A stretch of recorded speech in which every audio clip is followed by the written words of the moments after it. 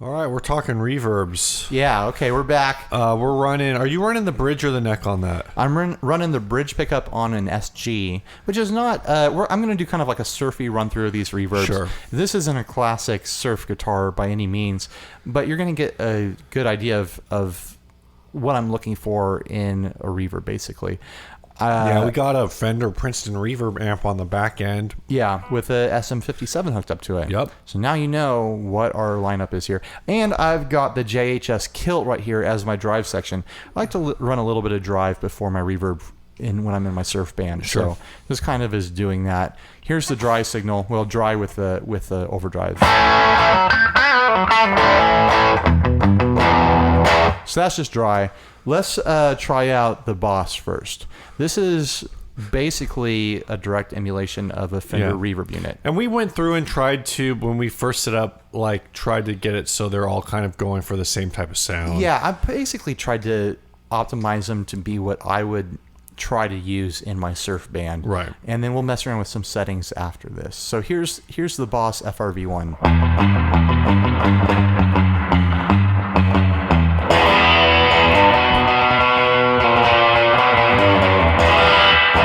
So to me, the test for a surf reverb is the drip when you do a palm muted, like heavy string. Like, you can kind of hear the drip there. I think I can get more drip by dialing up the dwell knob. It's definitely there. The problem I've always had with this reverb pedal in particular is that it kind of kills your drive signal. Like, it really muffles it. Right. Like, it doesn't come through really well. And my main pedal that I've been using lately is a Topanga here, which is also like a reverb unit emulation, but it's got its own flavor going on. It's made by Catalinbread. That's how you pronounce it, right? Yeah. Okay.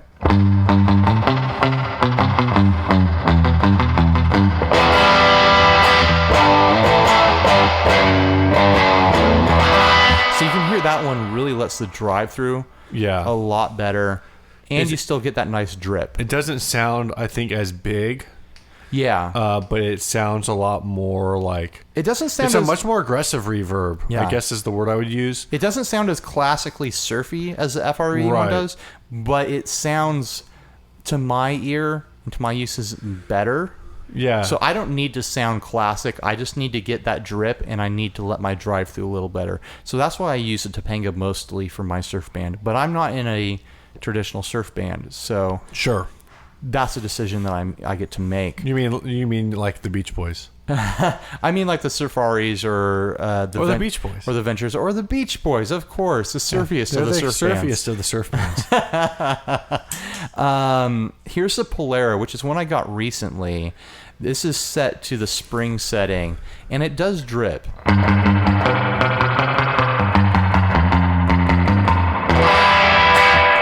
I have troubles with the tails on this one. Like, it seems too the trails are too strong. Is there a mix on that? Yeah. I mean, it seems really... But then you start to lose that drip. Gotcha. That's with the very light mix. Here's with the maximum mix.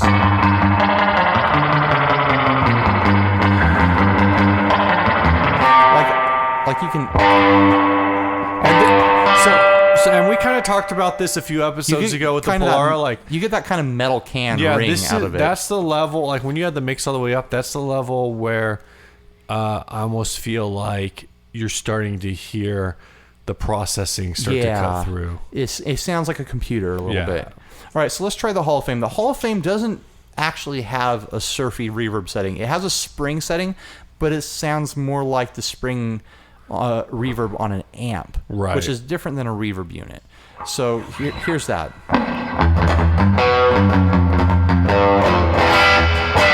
And see, it doesn't have the drip at all. Right. It's just a straight kind of reverb. It sounds good. I think the reverbs on the Hall of Fame sound really nice.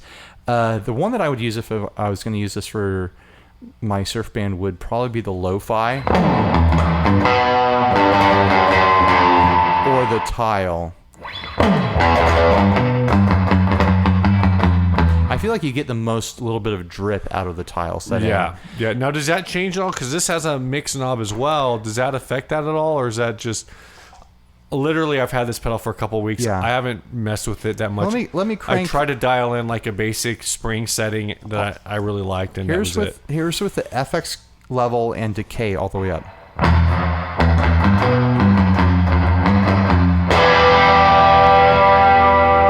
Yes, it's kind of like you just took your amp reverb and put it in a cave.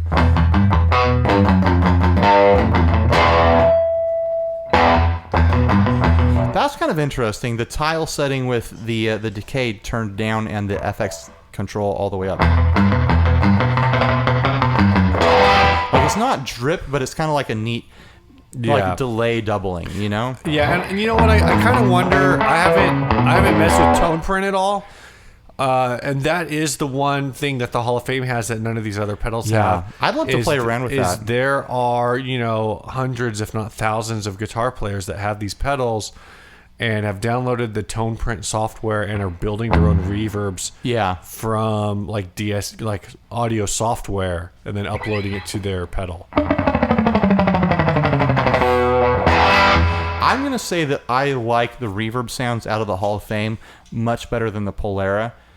The Polara, let's go back to the Polara. It's the FRV1 and the Topanga are all single-use reverbs. They don't have extra settings. They just are their own flavor, and that's it. The Polara and the Hall of Fame, they have different settings that you can dial in. Like the Polara's got a halo setting, which is kind of like a shim verb. Makes you sound like Master Chief. It's got a modulation. It's got a reverse, which is a lot of fun. And then it's got your standard like room and tile and cathedral and stuff like that. Let me throw this on the reverse real quick because that's a fun one to mess around with.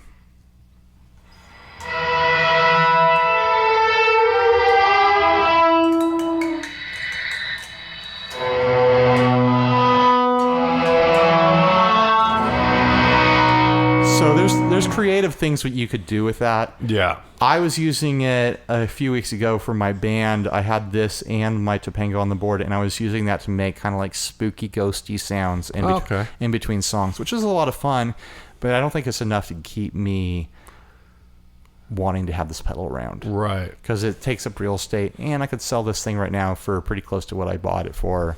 So I'm probably going to sell this thing pretty quickly. Yeah. Other settings on here. The halo's interesting. Let's see if I can get to that. It does kind of a really subtle shim verb.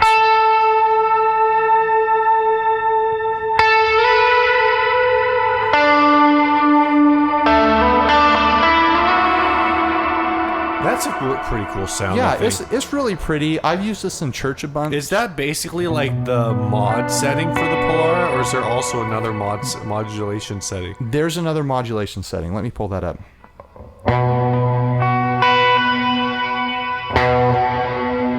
It's very subtle. Okay, yeah. The mod setting on the Hall of Fame is... Let me pull that up. It's a lot less subtle. Like you can hear kind of like a warble on it. Yeah. Let me crank that up a little bit. Yeah, I don't know if the knob parameters change at all with that. I found the tone knob on the Hall of Fame to be pretty useful, but I know a lot of reverbs have that knob now, or have a like an EQ parameter. All these reverbs have a tone knob on them.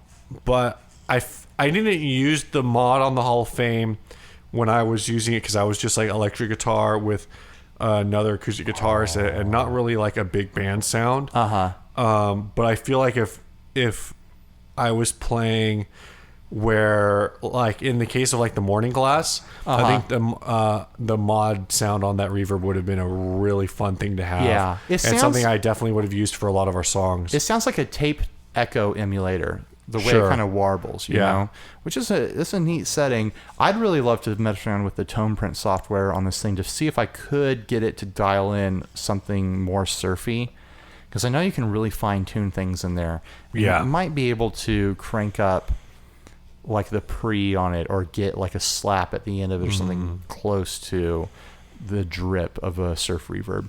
Are there any pedals here that aren't here?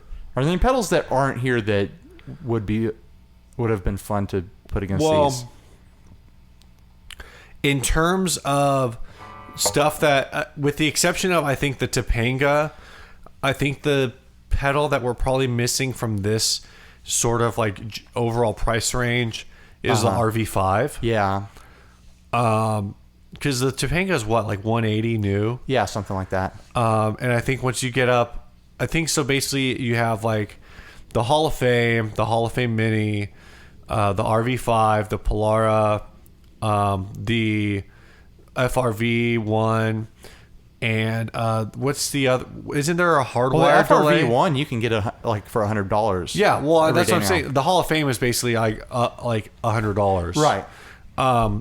What about the Hardwire Supernatural? I think it's called. Right, but that's another Digitech pedal. It has a lot of the same. Are they? Is it similar to the Polara? I don't know. The Polara is basically the next version of the Hardwire. Oh, okay. Because it's from Digitech. They're switching to all these different boxes now with a different art. I didn't realize that's kind of the transition they were making. The last Digitech or Hardwire pedal was the Supernatural. Yeah, that's the one I was thinking of. Yeah. Which had a lot of mod and ambient settings to it. So I guess really the only thing that's missing would be the RV5. Sure. And maybe the Verbzilla?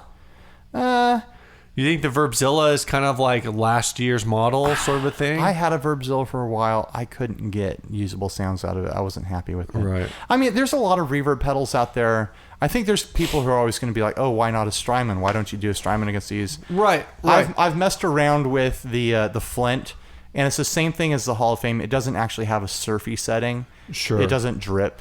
And let's be really, like, when I was talking about these pedals and why I took the Topanga out, Keeley just put out a new reverb that's supposed to be killer. I think it's called the Cascade. Well, that's like a reverb delay combo. It literally, like, I just saw the first demo for it a couple days ago. Wombler has the faux spring reverb. Yeah.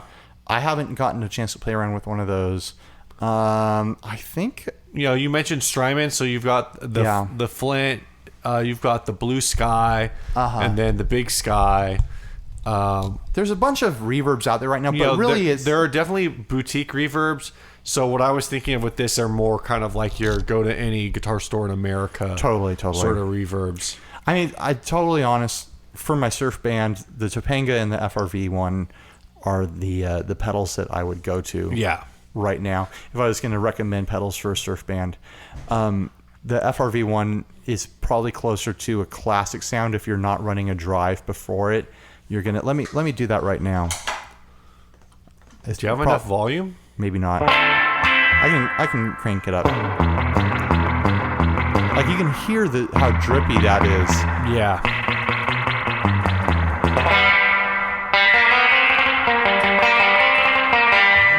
Don't play too much of that. We'll get sued.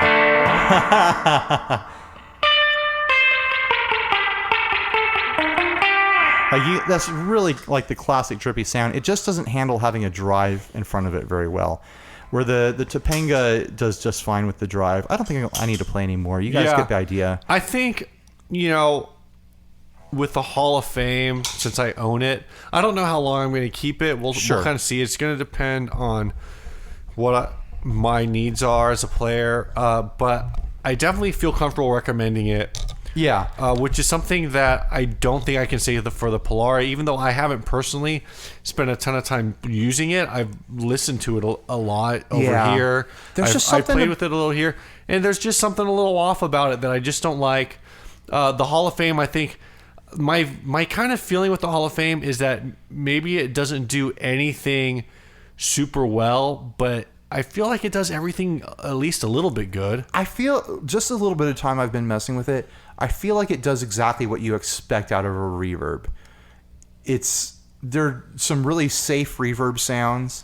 Yeah. That are very usable. You're not going to get anything extreme or like crazy intense out of it, but you're going to get the reverbs you expect. So if you're looking to get just some solid reverbs, I think the Hall of Fame sounds great. They're cheap now on the used market, so it's not a big risk on one of those guys. And I'm curious to check out that tone print software. Yeah, a lot of guys, when I said like, "Oh, how are people using their Hall of Fames?" A lot of guys right away were like, "You need to get the tone print stuff." I want to get the phone version because you can just download to your phone, and then I think if you're in Wi-Fi place, you can beam it. You can beam it directly out of your phone through your pickups, like it does like. Oh, is that how it works? A thing through your speaker, I think. Oh, okay. I haven't looked at it because I bought this used. I don't think I got a manual. I need to read the manual online. Honestly, like I've been contemplating a phone transition for a while. So it's something where it's like, do I want to deal with the frustration of my slow, barely functional phone? Right. Trying to learn something new, or do I just want to hold out like a month until I decide what I'm going to do? Right. Totally.